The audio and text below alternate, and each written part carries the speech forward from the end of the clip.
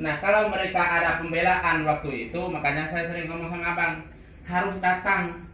Berapapun mereka bawa pengacaranya, berapapun mereka bawa tokoh adat, datang. Berapapun mereka bawa datanya, untuk kita mengadu data dengan mereka ini, untuk pertimbangan kami. Ini mereka tidak mau datang, artinya sudah bisa dikatakan kalau polisi ya, panggil orang 1 2 3 kali jemput paksa, apapun asansel, kan begitu. Karena dia tidak kooperatif. Nah, lembaga adat begitu juga. Orang dipanggil 1 2 3 kali peringatan tidak mau hadir, ya kami buat keputusan supaya perkara yang diadukan ke kami itu mempunyai kekuatan hukum adat yang sah, yang tetap. Itu. Karena kami juga dilindungi hukum. Nanti saya buka pasal-pasalnya. Jadi itu. Jadi kami ingin bapak-bapak ke sini bisa memberi pencerahan kepada mereka. Kalau kamu berada di Indonesia, ikutlah hukum yang ada di Indonesia. Nah, di situ di Undang-Undang Kehutanan juga menyatakan menyelesaikan sengketa tanah tuh boleh di luar pengadilan maupun di dalam pengadilan. Artinya melalui pengadilan, gugatannya di luar pengadilan melalui mediasi dan undang-undang lainnya. Itu sah. Nah, kenapa mereka tidak hadir? Ini yang kita sayangkan, Pak. Nah, ini yang kita sayangkan, karena perusahaan mengandalkan siapa? Mengandalkan kekuatan. Karena negara kita tidak bisa mengandalkan kekuatan. Yang diandalkan itu adalah hukum, konstruksi hukumnya.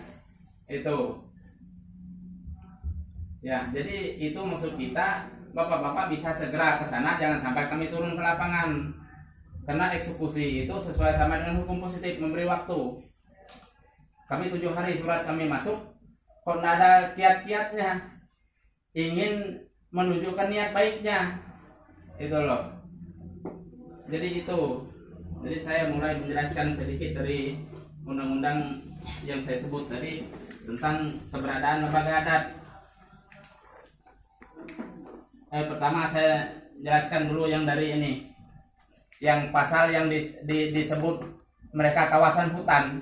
Kawasan hutan itu sudah digugat oleh Aman, Aliansi Aman. Ini putusannya. Makanya kita bilang kita di Indonesia tunduk dengan putusan. Nah, ini surat edaran menterinya, Menteri Kehutanan. Nih di atas, bahwa kawasan itu sudah tidak ada lagi. Nah, jadi itu sudah putusan pengadilan MK. Jadi yang mana lagi yang kita patuh di negara ini, kan begitu. Jangan itu tulisnya surat tidak berlaku disebut-sebut terus. Jadi itu. Kembali lagi kita ke undang-undang kehutanannya. Tidak ada kata di dunia ini ada yang gratis. Ini ada gratis hak orang. Ini peran serta masyarakat pasal 68.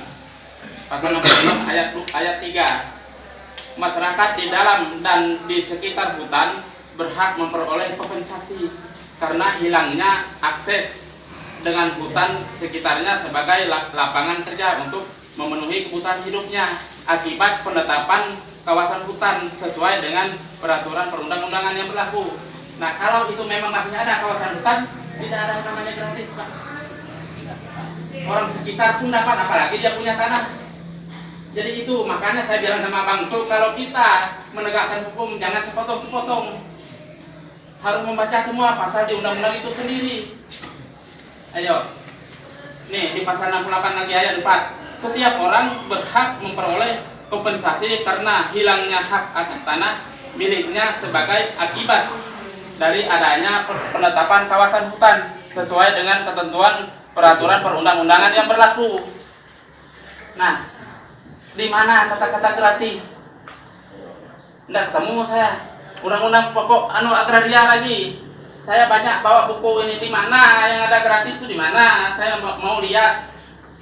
Jadi pihaknya Bapak harus menunjukkan kita di mana yang gratis itu.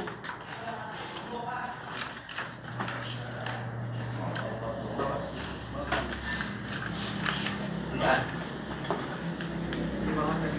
Hah? Enggak.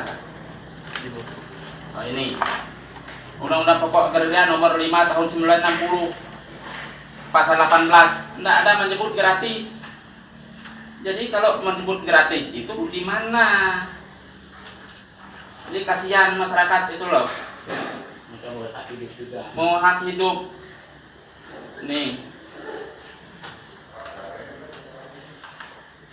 Jadi kalau kita mau menerapkan hukum, ya lihat semua hukum yang menaungi juga masyarakat. Ini Undang-Undang Pokok Republik Indonesia Nomor 5 Tahun 1960 tentang Peraturan Dasar Pokok-pokok Agraria. Ya, kita lihat pasal 18. Apa bahasanya di sini?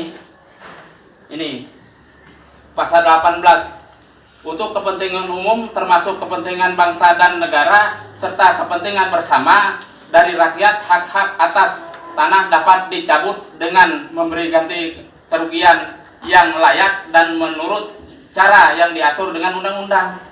Enggak ketemu saya yang gratis teksanya. Misalnya di sini, di dalam kawasan hutan hak manusia bebas. Ayo. Jadi itu.